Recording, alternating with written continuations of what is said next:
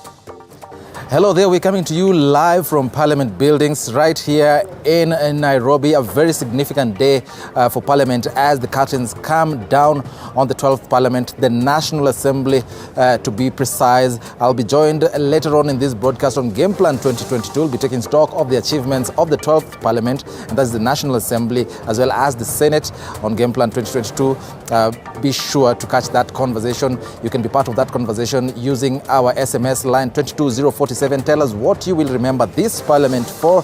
Good evening. My name is Eric Munene. We begin the news, but first let's have a look at the highlights.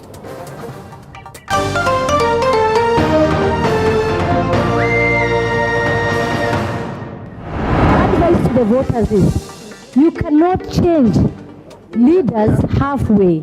Bwana Spika, ni mengi niliweza kuyafanya katika bunge hili. Curtains come down on the 12th Parliament. This is my 15th year, and I want to thank the people of Garissa Township and former Dugis for giving me an opportunity to represent, to legislate, and to oversight on their behalf. MPs to retreat to their villages for vote hunting mission ahead of the August polls.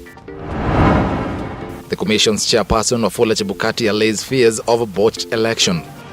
What we are saying here is that for the purpose of security, we are assuring you that any packet of information, and that is the result form, is going to be, first of all, that form is going to be encrypted, and two, the channel in which it's going to be transmitted is going to be secured also. Chebukati promises Kenyans a free, fair and credible election. Huyu mzee Keraito Murungi pamoja na kitendawili tuweke hao kwa wheelbarrow mpaka nyumbani. Mko tayari?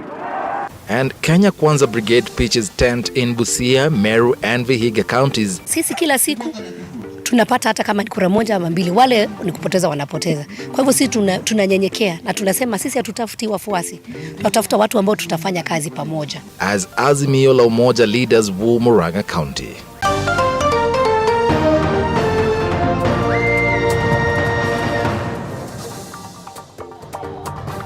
Good evening once more and welcome to the broadcast. Our sign language interpreter for this broadcast at the bottom end of your screen is Mini Mbesa.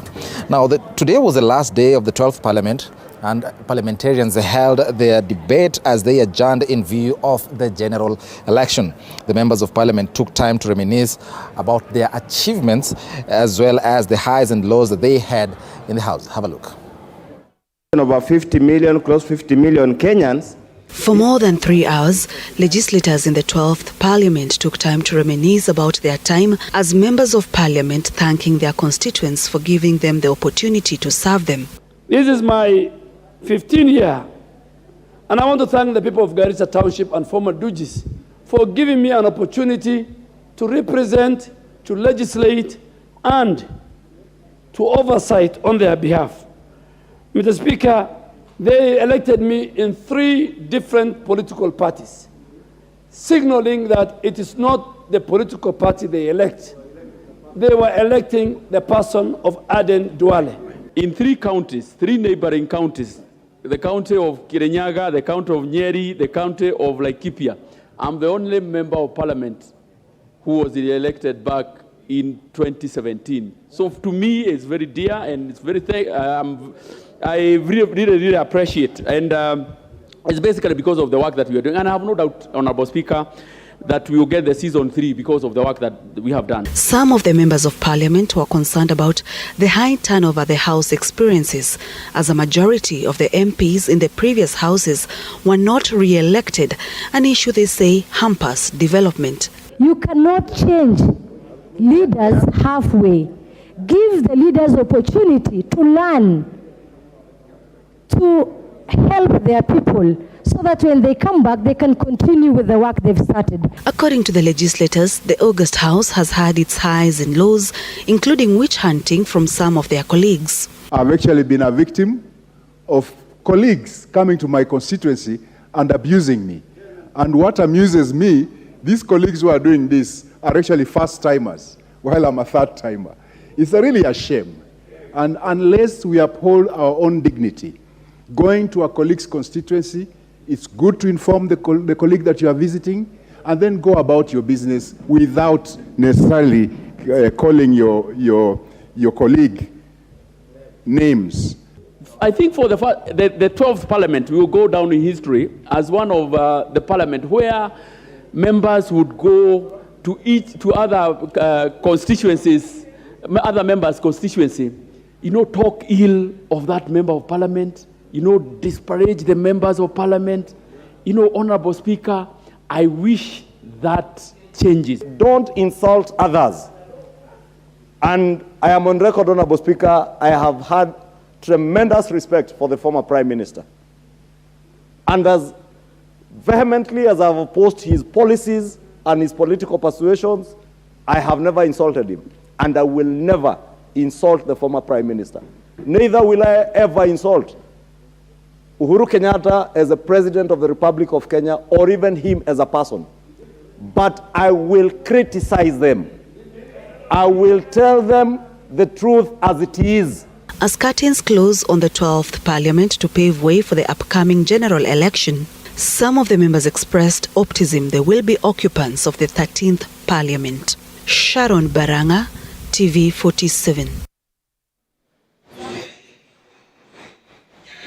Now, even as their term comes to an end, members of parliament are going to receive a generous send-off package. According to a report from the Parliamentary Pension Scheme, the lawmakers will be smiling all the way to the bank when their term comes officially to an end. And as Mike Agongo reports, the lawmakers are expected to pocket as much as 5.8 million shillings each as a send-off package. Have a look. No, the grandfather is being reminded that Adjourning their 12th Parliament, the lawmakers sealed their send-off package of up to 7.8 million shillings Thursday, effectively bypassing of the Salaries and Remuneration Commission SRC concerns over the plans.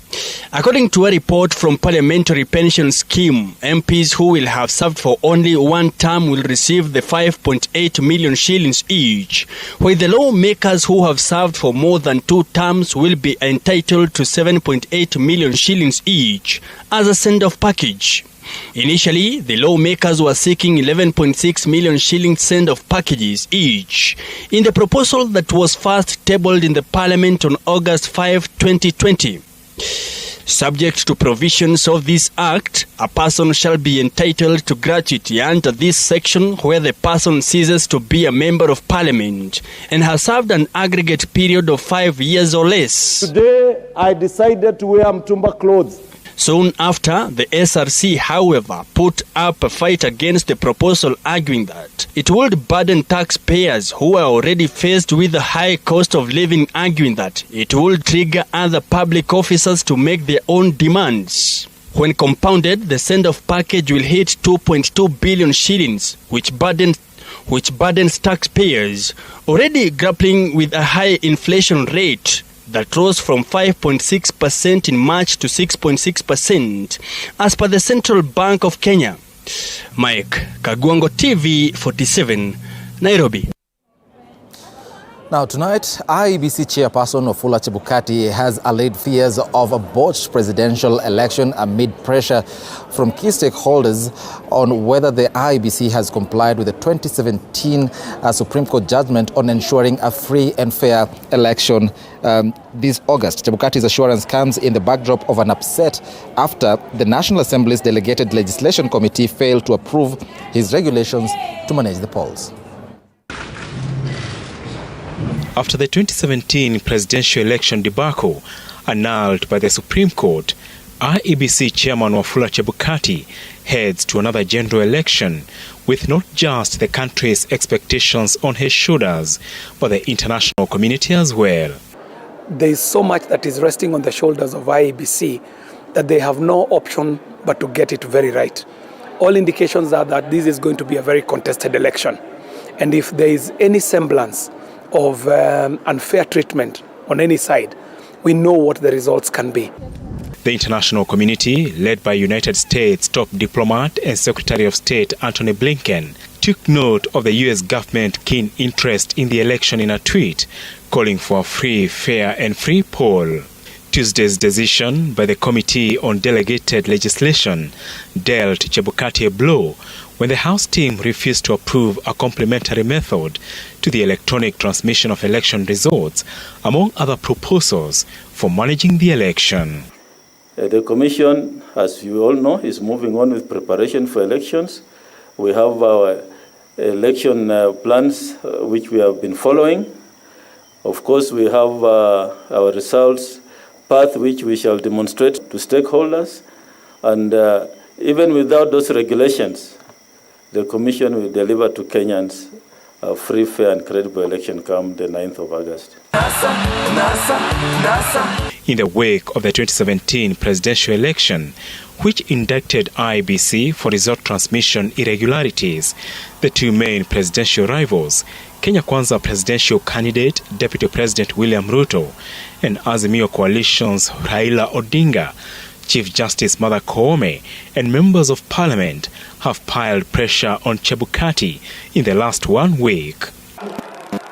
What we want to know is, has the Commission developed constitutionally compliant protocols, the results transmission path for the polling station, the National Tallying Center? Ladies and gentlemen, you know how painful it is to nullify an election.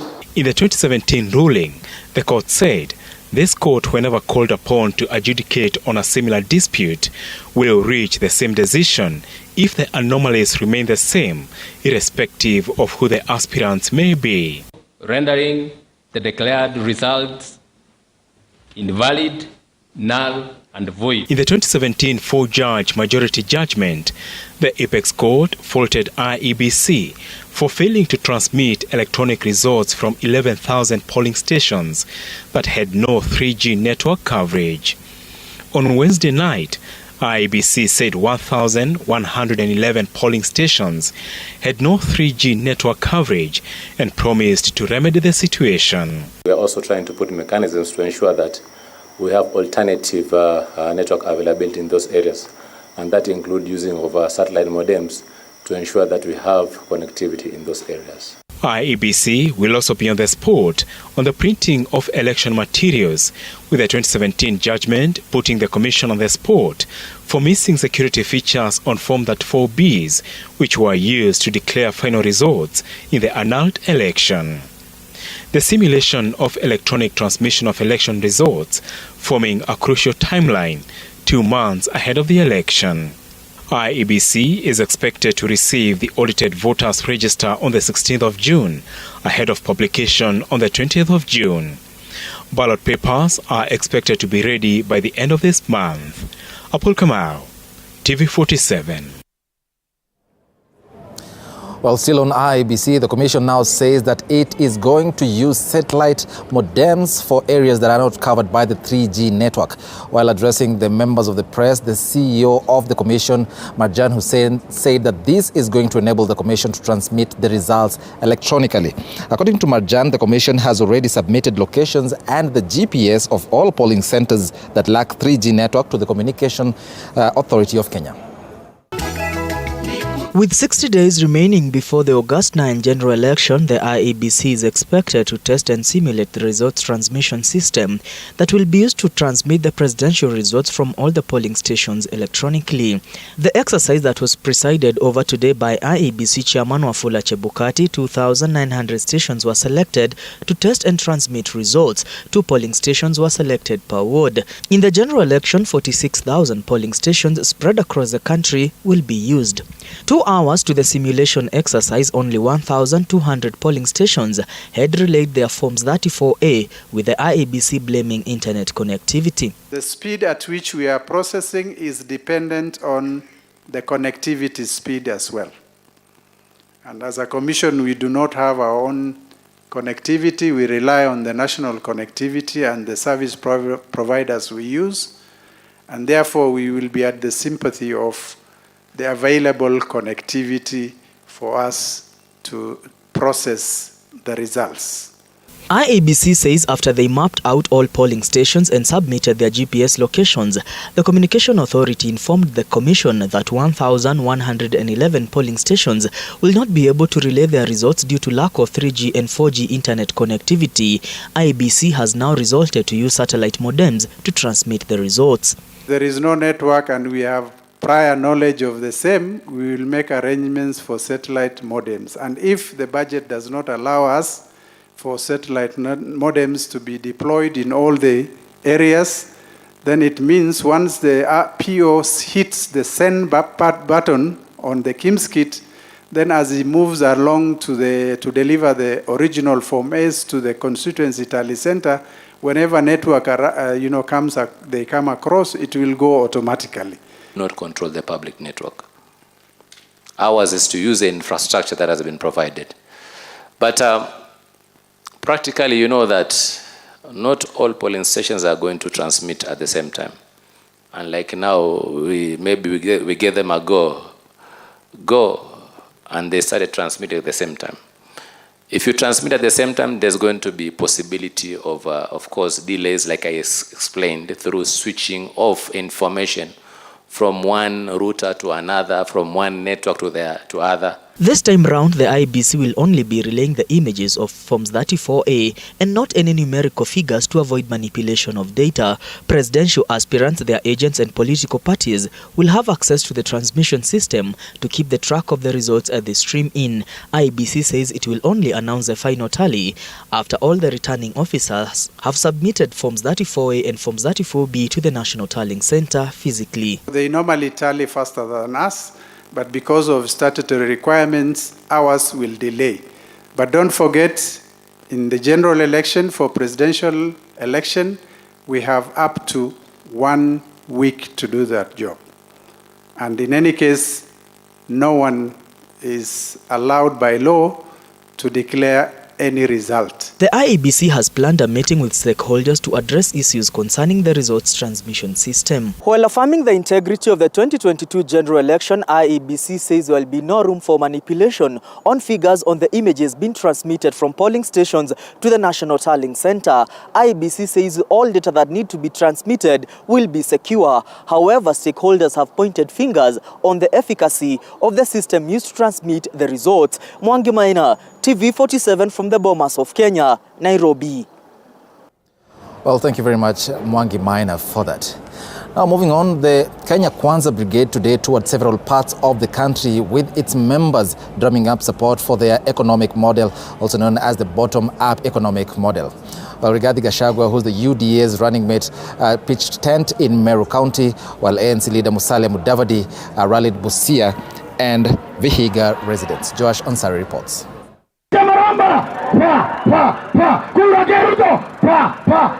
The Kenya Kwanza Brigade toured several parts of the country in a bid to consolidate their votes ahead of the August polls. UDA running mate Rigathi Gachagua pitched camp in Meru County for the second day, calling on the residents to elect Ruto as the 5th president of Kenya. Huyu mzee Keraito Murungi pamoja na kitendawili tuweke hao kwa wheelbarrow mpaka nyumbani. Muko tayari? Elsewhere, ANC party leader Musalia Mudavadi rallied Busia and Vihiga residents to vote for Ruto in the next general election, assuring them of a better country.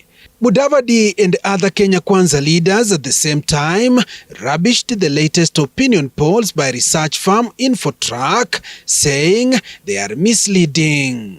Nare tumeamua siaenda Bondo, na ndio mnaona siku hizi wana sponsor fake opinion polls kwa sababu wanataka kusema ya kwamba kimeimbiwa na wanataka kukataa matokeo. Tunawaambia watajua hawajui. Sasa ikiwa kuna watu wanatoa opinion poll, how is it possible kusema kwamba ati huyu jamaa wa kuzimia ana watu Bungoma and he has not been able to field any candidates? Hapa kwangu Bungoma ODM ilishindwa kupata candidate. Hawana candidate huko, hata MCA hakuna. Hapa Busia ndio mnacheza. Huko wakicheza watatembea wakikimbia. Mudavadi and Rigathi continued to drum up support for the bottom-up economic model, saying it will uplift Kenyans who have been hit by the harsh economic times. Kubaliana, hao polisi tutawatengenezea mambo yao, watakuwa waangwana. Polisi watakuwa marafiki ya raia, watakuwa kazi yao ni kuchunga biashara na wafanyabiashara. Tunajua Ruto na Gachagua ile style watafanya na kazi watafanya ni ya miraa. Kweli si kweli? Ngoja nione watu ya Ruto na Gachagua. Asanteni.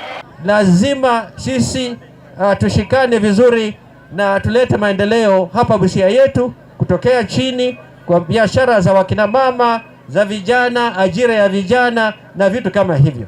The leaders condemned the Azimio la Umoja flag bearer Raila Odinga, saying he has nothing to offer to Kenyans. Anadanganya Uparanya, asijui atapatia Uparanya kitu gani. Anadanganya sijui Marende kule, sijui atampatia nini. Tunaambia Raila, huwezi peana kitu ambayo hauna. Mimi najua huyo mzee tunasidana na yeye, tutamshinda na kura mingi kuliko ile alishindwa na Uhuru Kenyatta.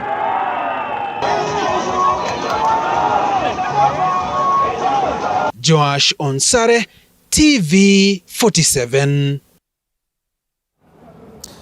Now moving on, ODM Minority Whip Junet Mohammed today moved in to unite members of the ODM party in Migori County who were divided following a hotly contested party primary in the region. Accompanied by Ugunja Member of Parliament Opiyo Wendai and Migori Senator Ochilo Ayako, Junet told the ODM nominees to toe the line if they expected their party leader Raila Odinga to win the presidential election. Mariam Mocharo with more. The Suna Member of Parliament, who doubles as the Azimio la Umoja Coalition Secretary General, has cautioned the ODM candidates against campaigning for affiliate parties within the coalition. Kama wewe ni kiongozi na ulikuwa unataka kusikiza ground, ungesikiza ground kabla hujaingia ODM.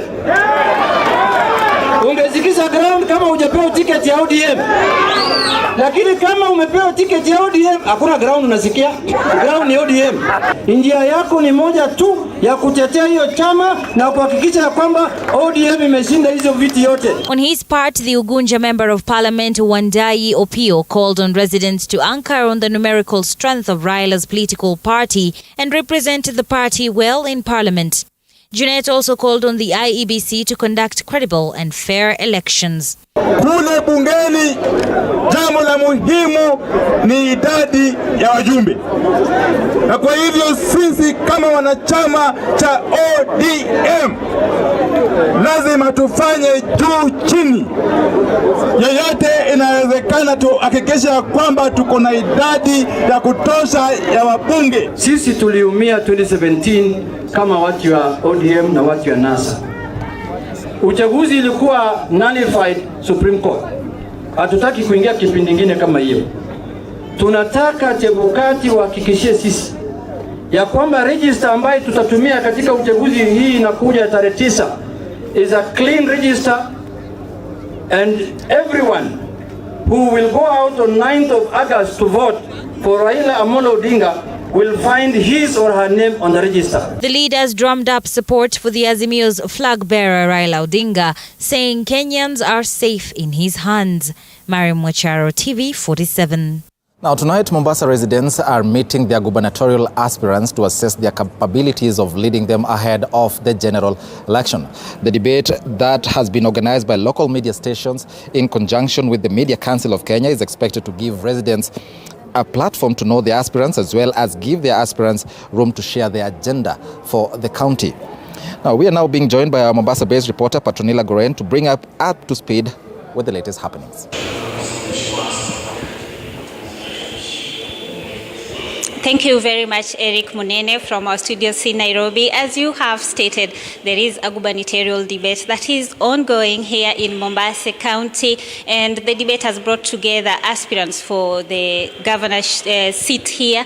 And Mombasa residents, of course, have an opportunity to be able to meet these aspirants in person and also know the agenda that they have for Mombasa County, as well as see if the issues that face Mombasa residents will be able to be addressed by these aspirants. Now, I'll just, Eric, allow me to give our viewers an opportunity just to see what's going on here. My camera person, Brian Baraza, can be able to show us what is going on at this debate at this moment. And as you can see, many people have shown up for this debate. And just if my camera person can show the front part of the auditorium, a number of people have come in large numbers to see if these aspirants are able or what they are planning for the county in terms of leadership and development. This debate, Eric, has been organized by local media stations in the coast region, majorly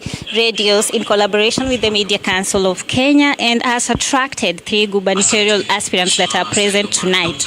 And previously, 9 governors had shown interest in vying for the gubernatorial seat here in Mombasa, but so far IEBC has cleared 7 of them, and that is Hassan Omar Sarai of UDA party, Abdul Swamad Sharif Nasir of ODM, current Deputy Governor Dr. William Kingi, the current Deputy Governor for Mombasa, who is also vying for this seat under the Pamoja Alliance, that is PA, Ezron Awiti of VDP, Vibrant Democratic Party, Daniel Munga, an independent candidate, Shafi Makazi of Upya Party, and Said Abdallah of Usawa Kwa Wote Party. And Eric, just to add on that, having had 9 aspirants, or 2 are currently been left out. 1 has not been able to clear with IEBC, and former Nairobi Governor Mike Mbuvi Sonko, whose clearance is also still pending, and we will know actually in the next coming few days if he will be able to be among those who will be vying for these seats. Now, the gubernatorial aspirants tonight are expected to be put on task to answer questions on leadership, how they will be able to boost Mombasa's economy, considering majority of the people have been complaining about a decline in economy here in Mombasa, and other issues in terms of blue economy and land injustices. And yeah, so we are just hoping that these issues will be able to be addressed tonight. And at the moment, I'm being joined by a number of people that have been able to come here for the debate. But first, allow me to speak to one of the organizers. Kindly, thank you very much for spending or creating time to speak to TV 47. For the benefit of the viewer, kindly introduce yourself and share with us why did you decide to come up with this debate. My name is Sami Mora, and I'm the chair of a technical working group that was formed by the Minister for ICT, Joe Musheru. And our mandate was very clear, that there was a need to have local debates happening. And it is local debates that are carried by local media. And we were mandated to focus on gubernatorial, senatorial, and women rep debates. So far, we've been able to do 3. This is our 4th. We started off in Meru, then we did Kwale on Tuesday this week, then we did Kilifi yesterday. Today we are in Mombasa. And in terms of why this is necessary, it is also to ensure that we don't just talk about having devolved governments if we cannot devolve something such as this, and that is the debates that we're talking about. So we also have to ensure that the media at the grassroots are also given an opportunity to not only produce, prepare, and air these debates, but they also get to give their listeners on the grassroots, because for the people that we are dealing with, if you look at the different positions, gubernatorial, senatorial, and women rep positions, they are all grassroots positions. So it's local media that are best placed to air these issues, so that the people of the different areas that will be able to visit can be able to make informed decisions as far as choosing their leaders is concerned. Thank you very much, sir. Now, kindly just allow me, Eric, to speak to one of the 2 residents just quickly. Kindly tell us your name, and it's late. Tell us why you've decided to come for this debate. My name is Mboto Hassan. I understand it's very late, but I had to be here to know where are we as youth in their manifesto. We need to understand as youth what are we being offered with the incoming governors or the incoming governor. So we wanted to know which one will best allocate our issues, the youth, the agendas of the youth into their manifestos and on their status out. Thank you very much. Just quickly, in a nutshell, tell us what are the key issues you're hoping they'll be addressed tonight by the aspirants. Well, my name's John Tsuma. I'm a resident in Mombasa. One of the issues that maybe I'm looking forward for the aspirants to address, one, on the issue of land. We want to know, since we've been squatters all this time, and in Kenya, Mombasa, our coast region as a whole, has been having issues to do with land, people not having title deeds. I just want to know the governor, who will now be coming in, how he's going to go about to address the issue of land. How is the governor going to also address the issue of waste management? Because at the current situation that we are having the dump site at Makirunge, and the dump site at Makirunge is just an open dump site, whereby now a lot of effects and a lot of people are suffering with a lot of diseases because of the dump site. And then the issue of yes. Thank you very much. We will be gathering all these issues that you're hoping to raise tonight, and of course we will have all of them in place. Now, Mnene, because of time, there's so many issues that residents are hoping they'll be addressed in this debate, but due to time, kindly we would like to return it to you, and hopefully we will gather all these issues and bring it to our viewers in our subsequent bulletin. Now back to you, Mnene.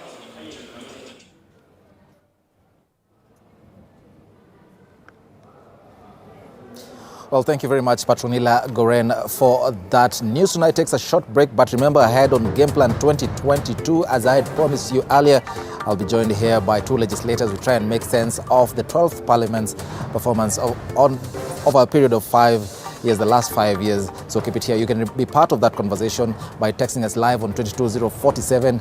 I'll be sampling some of your feedback right on air. Keep it here.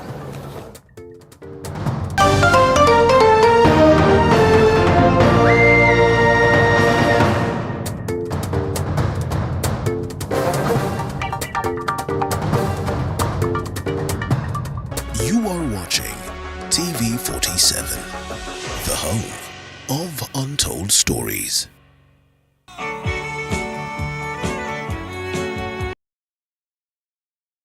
Let me just take this up, put the teaching on hold first. Let me try see where this can go. I mean, the opportunities are a lot. But is that all you need? Oh wait, there's more. This seems a little too much. Let's slow it down. You do this is something you do out of passion. Join me, Violet Njoki, as I navigate through the maze of the increasingly dynamic business environment and quiet down the noises, as I help you flourish in business every Monday at 7:30 p.m.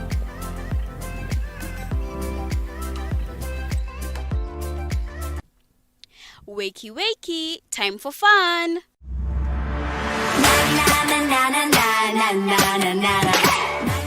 Can you sing or dance? I need your love, I need your time.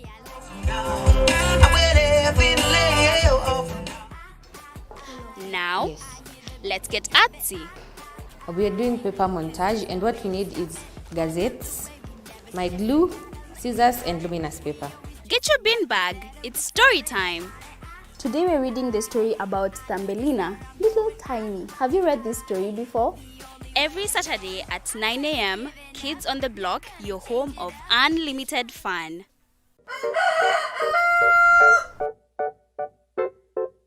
The next set of millionaires are farmers, as we know agriculture has been and still is the backbone of our economy. As we traverse the different counties to meet different farmers, we ensure to get the story of how they started farming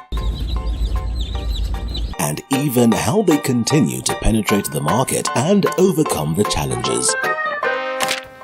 Hapa, the reason why nilieka goose na si ducks. Goose, they are very easy to maintain. A lot of farmers keep on calling, inquiring whether you're supposed to raise some seeds in the nursery or you're supposed to do them directly in the field. The greenhouse helps us control the temperature because the temperature needs to be between 28 to 32 degrees. Walk this journey with us every Sunday at 6:30.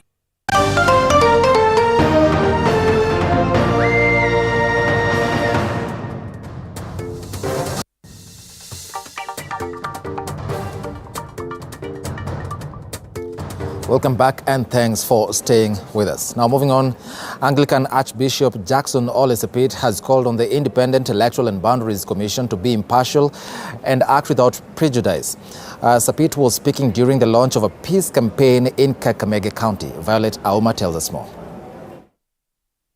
Anglican Archbishop Jackson Ole Sapit has assured Kenyans that the church will spearhead peaceful campaigns ahead of the next polls. Kiwa sio wewe umechaguliwa na unaona kwamba umepoteza, usife moyo, kuna nafasi nyingine, lakini usifuruge amani ya wale wengine. Na sisi tuko tayari kukabiliana na yule yeyote ambao atakuwa akifuruga hiyo amani, regardless of your status. Speaking in Kakamega County during the launch of a 700-kilometer peace walk from Kakamega County to Nairobi involving youths, Ole Sapit urged electoral body IEBC to deliver their mandate devoid of any interference. So we'll go talking to people in different counties as we walk. We are trying to pass this message of peace. Our motto is Chagua Kenya, Chagua Amani. Wafanye pia clean up. Jana walituambia watu wangapi wamekufa tangu uchaguzi uliopita, wangapi ambayo makadi zao haijawekwa stakabadhi vizuri. Hii ni nafasi yao ya kufanya ile inaitwa clean up ya register, na wafanye kwa muda ambayo Wakenya watapata nafasi ya kuona hata kabla hatujapiga kura, ndio Wakenya waendelee kuwa na imani na IEBC kwamba wataendesha uchaguzi ambayo ni ya uhuru na ya haki, na hiyo itaondoa ile dhana ya kwamba IEBC imehusika kwa kuibia fulani. The National Cohesion and Integration Commission, NCIC, also held a peace walk in Kakamega County, urging locals to embrace peace before, during and after the election. Waweze kuambia wale wananchi wako pale kwamba hata wanapopigana wajue kwamba wale ambao wanapigana nao ni Wanakenya, ni wenzao, ni dada, ni ndugu.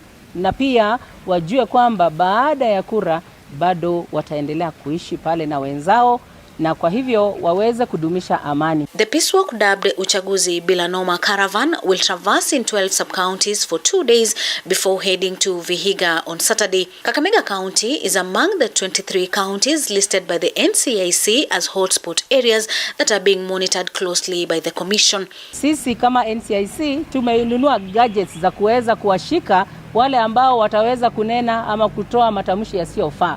Kwa hivyo wasitulaumu wakati tutawaita na kuweka ndani. Violet Auma, TV 47, Kakamega.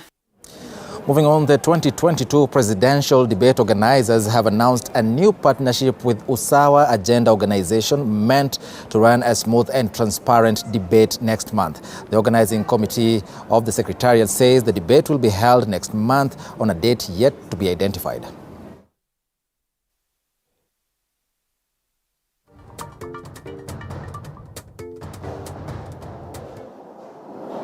Agenda, then we have also the Usawa Agenda and 2022. To sign a partnership with Usawa Agenda, who have agreed to support the presidential debate and also update Kenyans on the progress we're making so far. So far, we're making good progress, and we are confident that the debate will be much better than what we've had in the last two debates. And we will be communicating to you the dates, the specific dates, but the dates will be in the month of July. We'll be communicating to you when the debates will be held for both the president and the deputy president. And I can confirm here that we've reached out to every single party or individual that will be participating or should be participating in these debates. We've also shared with them the guidelines on how the debates will be run, including the candidate that complained. We did write to them in April, and we've reached out and we've asked that they share with us the expectations. We've had 2 meetings with that campaign, and we've had many other meetings with other campaigns, both political parties but also independent candidates, just to ensure that we have on board what the expectations are as we come to defining what the rules are, and as we come to ensuring that we create as fair as possible an opportunity for every single candidate. Well, moving on, 2 suspects captured by CCTV cameras robbing a pedestrian along Rosewood Avenue in Kilimani while armed with a pistol and a knife have been sentenced to life imprisonment. While passing the sentence, Senior Principal Magistrate Zainab Abdul said that the 2 accused, Humphrey Minyata Mohambe and Timothy Jahani Muzami, aged 24 and 28 years, were not remorseful of the offense, as Zainab Mohammed now tells us. While passing the sentence, Senior Principal Magistrate Zainab Abdul said that the pistol used by the 2 accused persons to commit the offense was never recovered by the police. Bunduki ilitumika na hiyo bunduki haikuweza kupatikana. Iliweza kutumika kuweza kumuibia yule mlalamishi. Na kama haikupatikana, basi inamaanisha bado hii bunduki iko pale nje na raia wanaendelea kuumia na kuweza kupata hasara kutumika kwa hiyo bunduki. Further, the magistrate said such offences have become rampant, noting that the judgment should act as an example to others to deter them from committing similar offences. Katika matukio ya hivi punde na hata hivi juzi, tumeona kwamba matukio kama haya ambapo watu wanaweza kuibiwa na njia kama hii, ambapo pia bodaboda zinasimama kungoja wahalifu na kuwatorosha katika mahali pale, zimekuwa nyingi sana. Na ni jukumu la hii koti kuweza kutoa adhabu ambayo itaonya wale watu ambao wanataka kutekeleza uhalifu kwa njia hii. The 2 were charged with robbing Paul Sewe Omanyi of his computer, phone and other accessories valued at 396,733 shillings on June 25th. Zainab Mohammed, T47.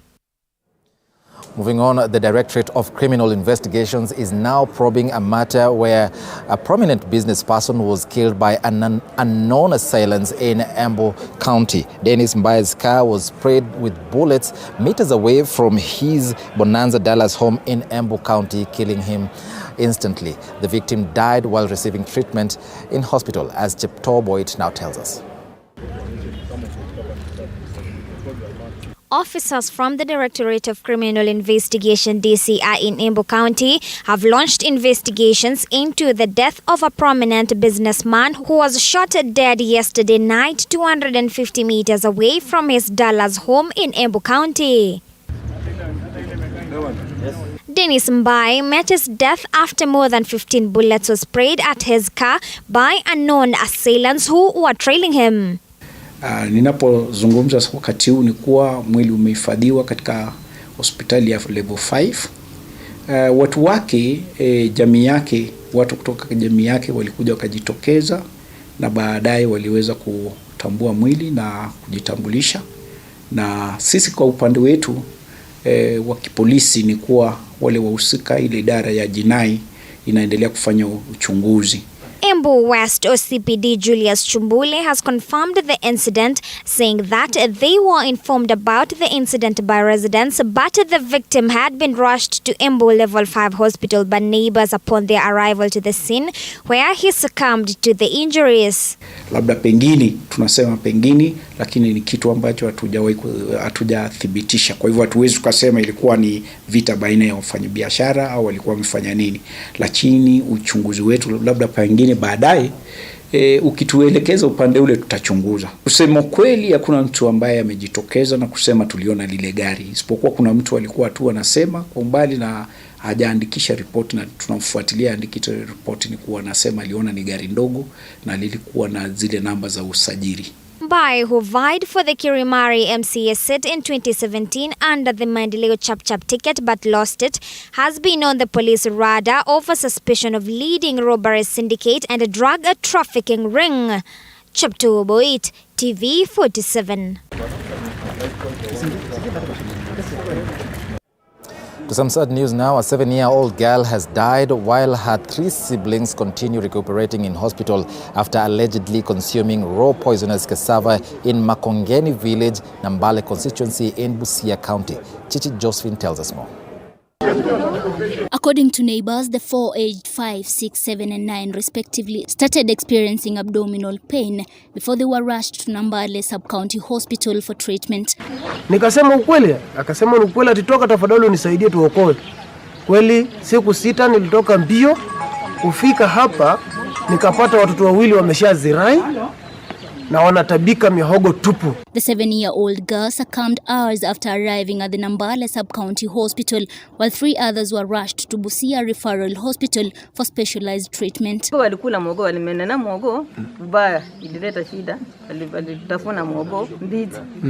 Alafu wakakula ile imepigwa. Fika kule nasi walijaribu Nambale, siwezi kusema hawakutusaidia, walijaribu wawezavyo, wakaongeza kila mtoto maji. Hao pia wakafika wakaongezwa, lakini baadaye wakasema hawa wametushinda.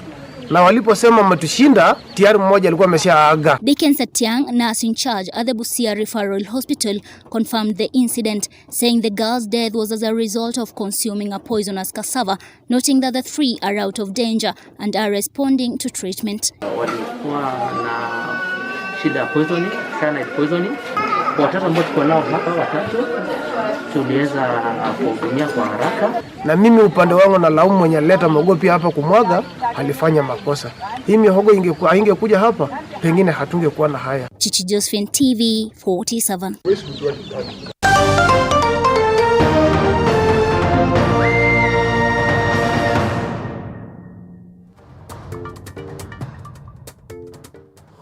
Welcome to Business. Now, investors and exhibitors across different sectors have, at the Kenya International Trade Exhibition, showcased and discussed new innovations and technologies across the different sectors which will enhance trade and diplomatic relations with other countries. Now, the event that has attracted a number of investors and exhibitors, especially in the health sector, will allow market players to spot opportunities and produce products for the progress of the sector. Speaking during the event, the Ministry of Health CAS Mercy Mwangangi, who stated that Kenya is among the largest producers of pharmaceuticals products in the continent and has insisted on the need for improved technologies which will revolutionize the health sector and make it more affordable to the masses.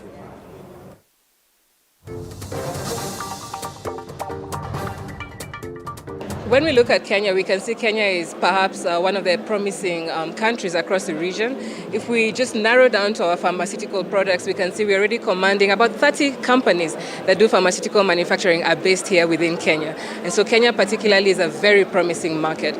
We've done a lot of studies. We've done independent studies, we've done internal studies, and they tell us that the field of manufacturing, particularly basic equipment, primary healthcare equipment, is one of the promising markets within this country and within the region. As you've said, it's important to recognize that yes, we do have MOUs that are under development with different countries that are targeted towards specific technologies that are needed. When we look at issues that touch on oxygen, when we look at issues that touch on point-of-care diagnostic equipment, when we look at issues of telemedicine, which we've seen is one of the important interventions post-COVID, we do have negotiations underway, MOUs underway, and the beauty of this is that all this is at an affordable cost. We feel this is the time that the expo will do for us is not just the marketing also, but also to help our clients reach us more. This is the time to put ourselves out there. Moving on now, Kenya seeks to improve, or rather to export black tea to China following the consumption of black tea in China, while also seeking to expand exports of avocado and aquatic products to the country. Now, speaking after touring Nduti Tea Factory on a fact-finding mission, the ambassador designated to China, Muthoni Gishohi, noted that the government will engage private tea manufacturers to set up factories in Kenya so as to produce tea for export as per their standards.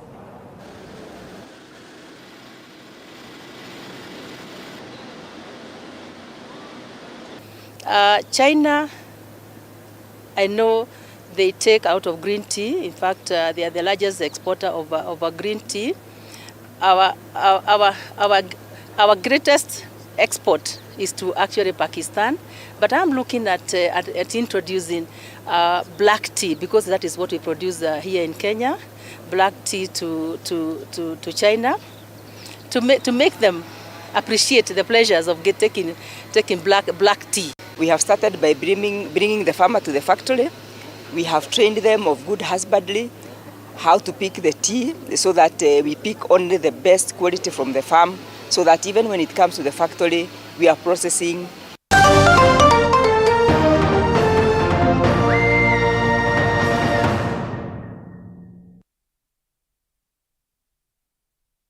Time now for the latest in the world of sports. All Africa University Games entered day 4 at the Kenyatta University main campus sports ground as semi-finals, track and individual events got underway. Duncan Mutua tells us more.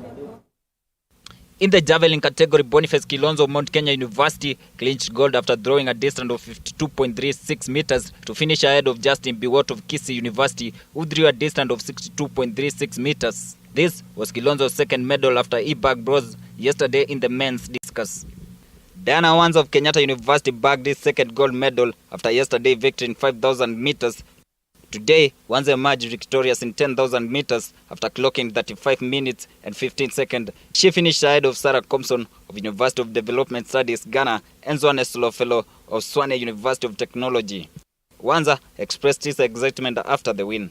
Okay, I'm so happy. I'm grateful to God for this win. So I'm grateful, by the way. I'm so happy for this.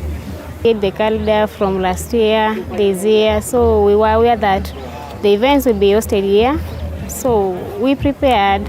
In the 800 meters men's category, Leola Lukane of University of Joburg clinched gold as she finished ahead of Gideon Lamerian of Dedan Kimathi and Charles Barr of University of Education Winneba, came second and third respectively.